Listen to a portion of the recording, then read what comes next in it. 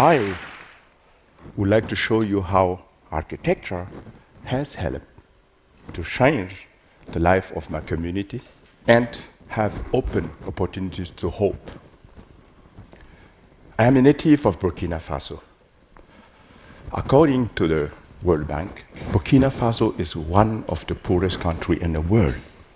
But what does it look like to grow up in a place like that? I am an example of that. I was born in a little village called Gando. In Gando, there was no electricity, no access to clean drinking water, and no school.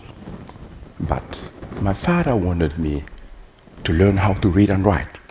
For this reason, I have to leave my family when I was 7 and to stay in a city far away from my village with no contact to my family. In this place, I sat in a class like that with more than 150 other kids, and for 6 years.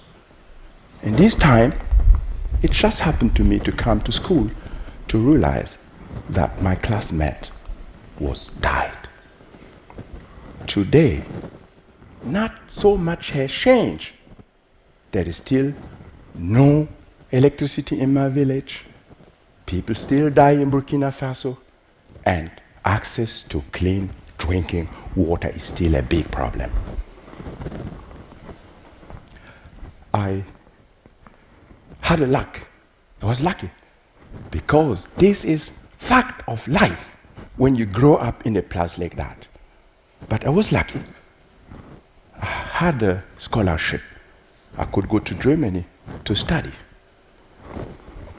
So now, I suppose I don't need to explain to you how great a privilege it is for me to be standing before you today. From Gando, my home village in Burkina Faso, to Berlin in Germany to become an architect is a big step.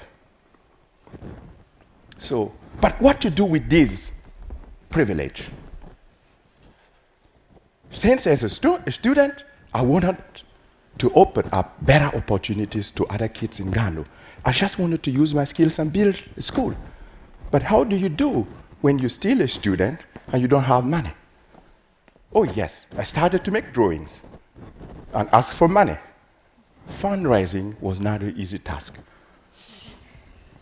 I even asked my classmates to spend less money on coffee and cigarette, but to sponsor my school project. You will wonder, 2 years later, I was able to collect $50,000. When I came home to Gando to bring the good news, my people was over the moon. But when they realized that I was planning to use clay, they were shocked. A clay building is not able to stand a rainy season, and Francis wants us to use it and build a school. Is this the reason why he spent so much time in Europe studying instead of working on the field with us? My people build all the time with clay, but they don't see any innovation with mud. So I had to convince everybody. I started to speak with the community, and I could convince everybody, and we could start to work. And the women, the men, everybody from the village was part of this building process. I was allowed to use even traditional techniques. So clay floor, for example, the young man comes and stands like that, beating. Hours for hours, and then their mother comes, and they beat in this position for hours, giving water and beating. And then the polisher comes. They start polishing it with a stone for hours. And then you have this result. Very fine, like a baby bottom. It's now Photoshop. This is the school built with the community. The walls are totally made out of compressed clay blocks from Gando. The roof structure is made with cheap steel bars normally hidden inside concrete. In the classroom, the ceiling is made out of both of them used together.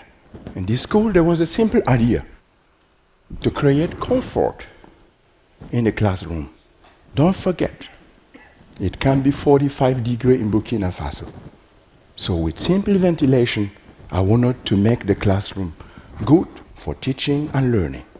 And this is the project today. 12 years old, still in best condition. And the kids, they love it. And for me and my community, this project was a huge success. It has opened up opportunities to do more projects in Ghana.